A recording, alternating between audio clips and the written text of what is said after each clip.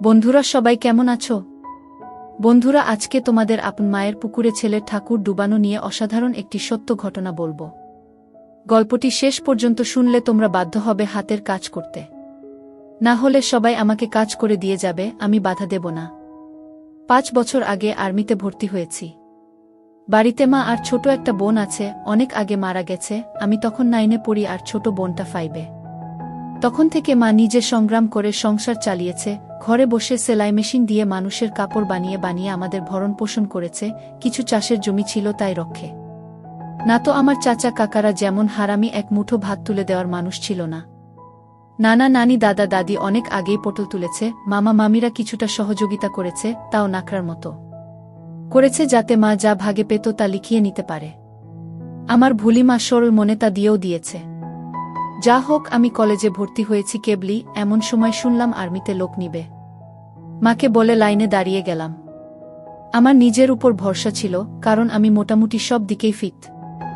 যেমন উচ্চতা তেমন বডি। মা বলে আমি আমার নানা মামাদের মতো হয়েছি, ঠিক পালোয়ান। বাবা কাকারা তো এক একটা টিনটিনে, সব কয়টা শুধু বদের হাড্ডি। যা হোক, ভালোই ভালোই টিকে গেলাম। বাড়িতে খুশির ঢোল বেজে উঠল, সবাই বলা বলি করল, যাক ছেলেটা কাজে লাগলো, এখন যদি সোনালির কষ্ট দূর হয়। হ্যাঁ, আমি আমার মার কষ্ট দূর করার জন্য কোনো দিকে না তাকিয়ে খেলাধুলা করার বয়সে চাকরিতে চলে গেলাম। গ্রামের বাড়ি হওয়াতে ভয়ের কিছু নেই, আশেপাশে তো কাকা চাচারা আছে। আমার বোন শারমিন আক্তার, বয়স 19, ইন্টার সেকেন্ড ইয়ারে পড়ে। বাবার মতো টিনে কাঠি, আমারই এমন মেয়ে পছন্দের না। মা সোনালী বেগম, বয়স মনে হয় 42 হবে, দারুণ দেখতে, এখনো যুবতী মেয়েদের সাথে পাল্লা দিতে পারবে। ফর্সা লাল টকটকে, মার দীঘল কালো চুল, ঘন মেঘের ভেলা, এত ঘন লম্বা চুল যে তা সারা পিঠ বেয়ে কোমর ছড়িয়ে নিচে নেমে যায়। লাল টকটকে ঠোঁট আর টানাটানা চোখ, সব মিলিয়ে আমার স্বপ্নের নারী, আমার জন্মদানকারী বিধবা মা। যা চরম পাপ, যা কখনো পাওয়ার নয়। সবই জানি, সবই বুঝি, তারপরও মনের কোথায় যেন সোনালীকে নিয়ে স্বপ্নের নীড় রচনা করি। যেখানে মা নয় সে আমার সোনালী, শুধু সোনালী। আমার মনের এ গোপন চাওয়ার কথা শুধু আমি জানি। আমার সরকারি বেতনে মার রূপ যেন দিনকে দিন বেড়েই চলছে।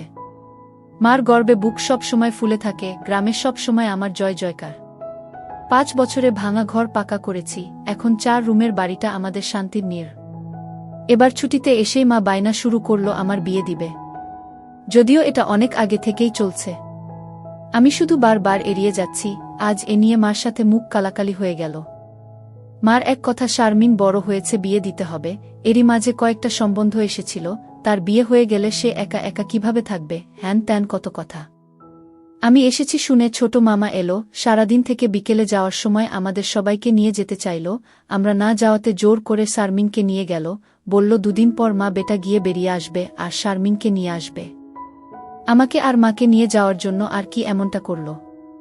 সন্ধ্যা থেকে আকাশটা মেঘলা হয়ে আছে দেখে বাইরে গেলাম না।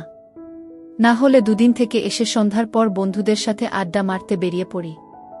আজ গেলাম না দেখে মাও খুব খুশি। গরম গরম পকোড়া ভেজে দিল। বিছানায় বসে মা বেটা মিলে আরাম করে খাচ্ছি।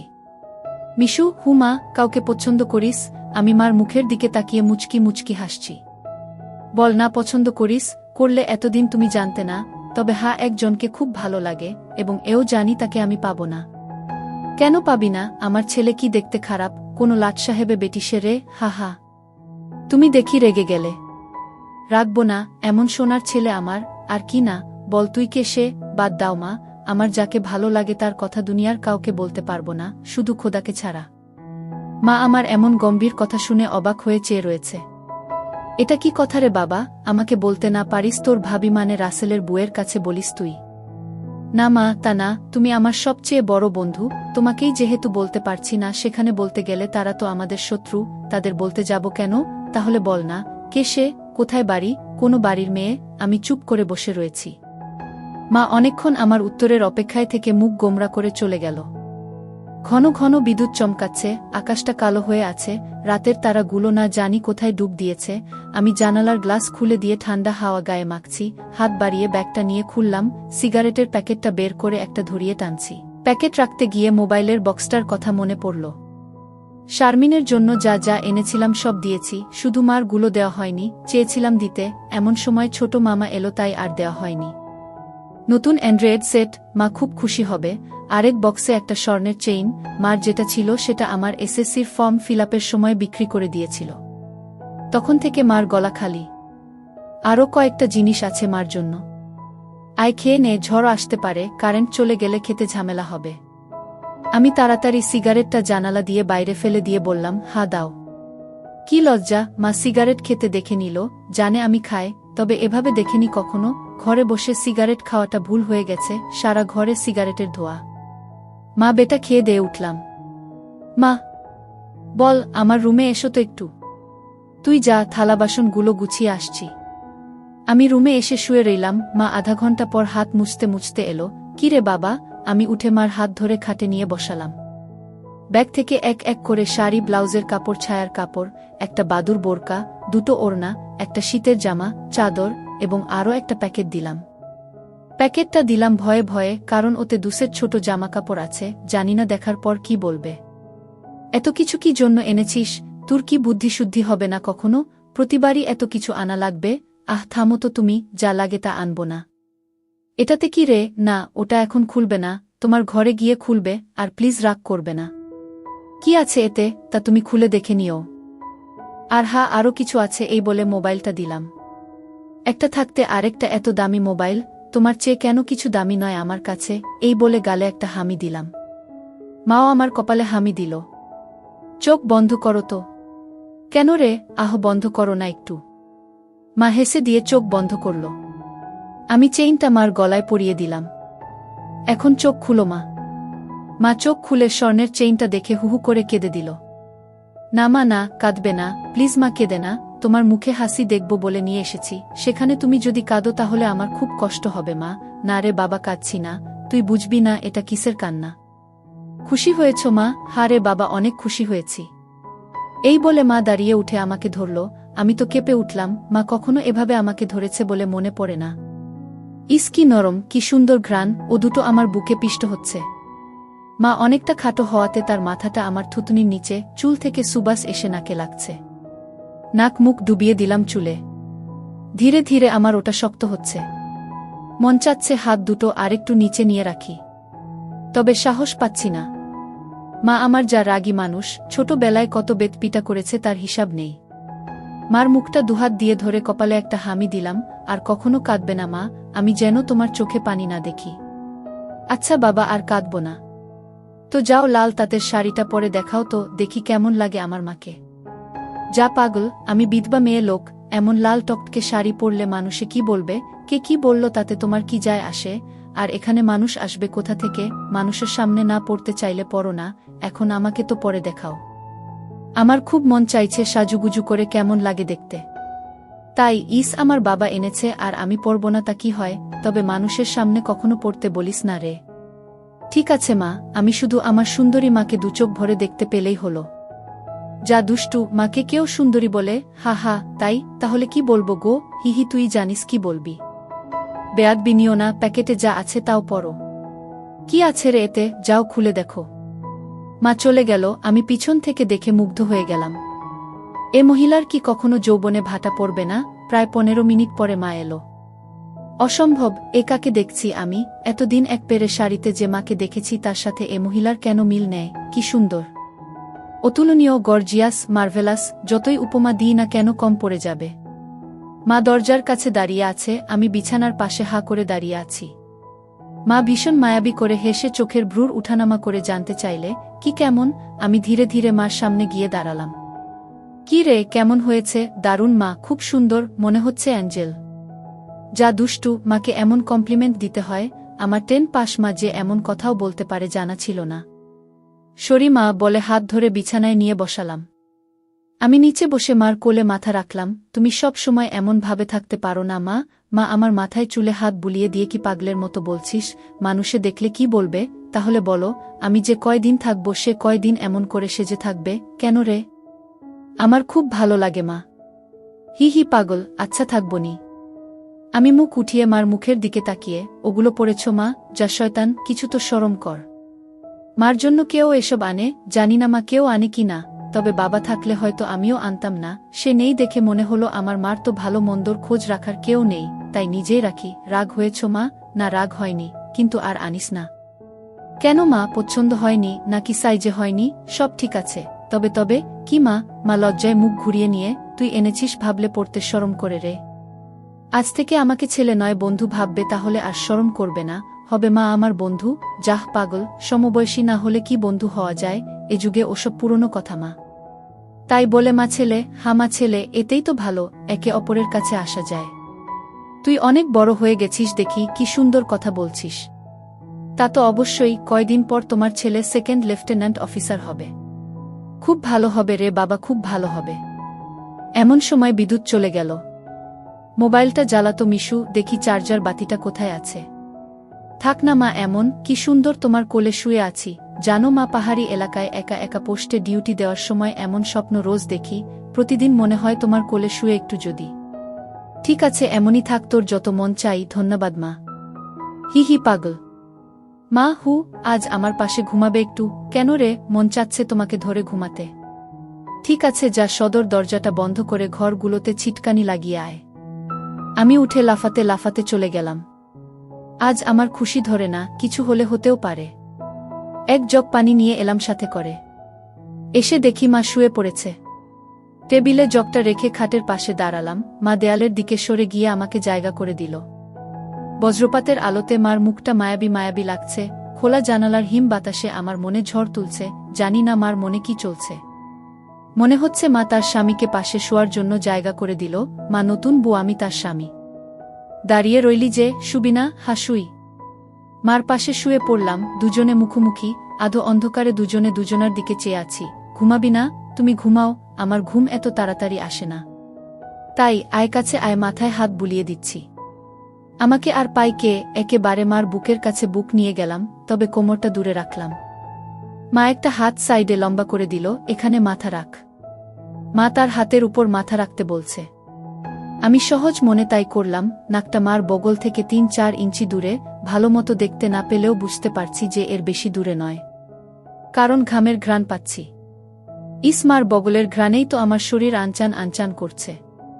মার বাম হাতের উপর শুয়ে আছি। মা ডান হাত দিয়ে মাথায় হাত বুলিয়ে দিচ্ছে, এতে করে আঁচল উঁচু হচ্ছে। আর যখনই বিদ্যুৎ চমকাচ্ছে তখনই ওগুলো দেখতে পাচ্ছি। নিজেকে কন্ট্রোল করা মুশকিল হয়ে পড়ছে। মিশু, হু, কাকে পছন্দ করিস বললি না তো? শুনলে রাগ করবে মা, তাই বলা যাবে না। কেন কেন, এমন কাকে তোর মনে ধরেছে যে শুনলে রাগ করব? বাদ দাও না মা, নিজেকে তোমার কাছে ছোট করতে চাই না, চাই না তোমার মনে কষ্ট দিতে। তোর কথার তো আগা মাথা কিছুই বুঝছি না। নাইবা বুঝলে মা, হু। তোমাকে একটু ধরি। মা হি হি করে হেসে, ধর। কি সুন্দর ঘ্রাণ গো মা তোমার। যা শয়তান। আমি মার এমন আশকারা দেওয়া কথায় সাহস পেয়ে তাকে চিৎ করে দিলাম। মন চাচ্ছে কোমরাটা উপর তুলে দিতে। মুখটা উঁচু করে হামি দিয়ে বললাম, আমি তোমাকে খুব ভালোবাসি মা। মা আমার মুখটা দুহাত দিয়ে ধরে, আমিও তোকে খুব ভালোবাসি রে সোনা। আমার ভালোবাসাটা অন্যরকম মা। কেমন রে? মা ছাড়া আরো অনেক কিছু। কেমন? শুনলে রাগ করবে না তো? আহ বল না, এত পেঁচাচ্ছিস কেন? তুমি আমার ড্রিম গার্ল মা, তাই তো? কি? হ্যাঁ মা, জানি এটা শুনে আমাকে খারাপ ভাবছ, এজন্যই বলতে চাইছিলাম না। আমি তোর মা মিশু, এমনটা কিভাবে ভাবতে পারলি? জানি না মা, শুধু জানি আমি তোমাকে প্রচণ্ড ভালোবাসি, তোমাকে ছাড়া কাউকে ভাবতে পারি না। চুপ কর বেয়াদব, এমন কথা বলতে তোর মুখে বাজছে না? সরি মা। এই বলে তার উপর থেকে উঠে খাট থেকে নেমে পানি খেলাম। মাও বিছানার উপর উঠে বসেছে। বুঝতে পারছি সে অবাক হয়ে আমার দিকে তাকিয়ে আছে।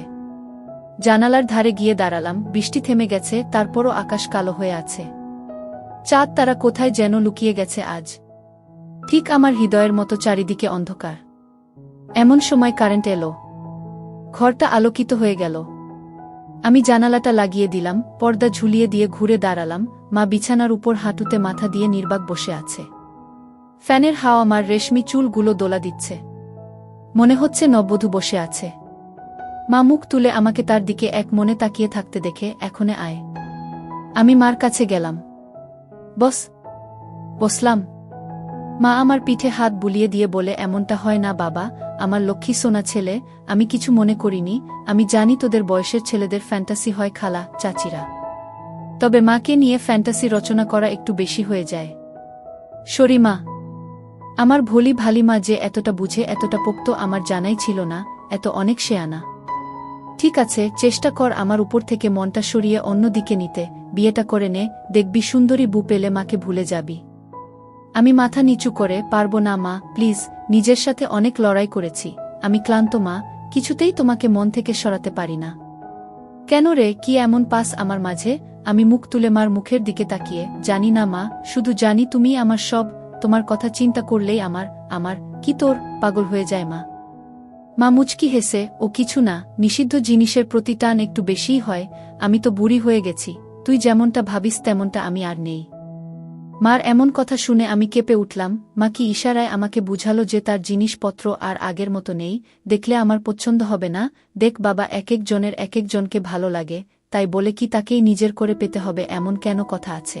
অন্য কেন মা হলে এসব কথা শোনার সাথে সাথে চিৎকার চেঁচামেচি করে বাড়ি মাথায় তুলত। আমি কিন্তু তা করছি না, কারণ তুই আমার একমাত্র ছেলে, নারী ছেঁড়া বাঁধন, তোকে আমি অনেক ভালোবাসি, তাই বলছি আমার ভালোবাসার মর্যাদা রাখতে বিয়ে করে নে বাবা, দেখবি ধীরে ধীরে আমার থেকে মন বোমার দিকে চলে গেছে। ধন্যবাদ মা, তুমি আমার কথা মন দিয়ে শুনেছ এবং যুক্তি দিয়ে ভালো মন্দের বিচার করেছ বলে। তবে লজ্জা না করে বলছি মা, এর আগেও আমি দু একটা মেয়ের সাথে মিশেছি, তারা শুধু সুখ পেয়েছে আমার কাছে, আদর ভালোবাসা একটুও পাইনি আমার কাছ থেকে। এমনকি আমার নিজেরও হয় না যতক্ষণ চোখ বন্ধ করে তোমাকে না ভাবি। যখন সেসব মেয়েদের জায়গায় তোমাকে কল্পনা করি তখন আমি আর নিজের মাঝে থাকি না, সুখের সাগরে ভেসে যায়, কেবলমাত্র তখনই হয় আমার। তুই তো অনেক দূর এগিয়ে গেছিস, তাহলে আমি অনেক আগে থেকেই বুঝতে পেরেছিলাম যে আর চোখে লুকিয়ে লুকিয়ে আমাকে দেখিস।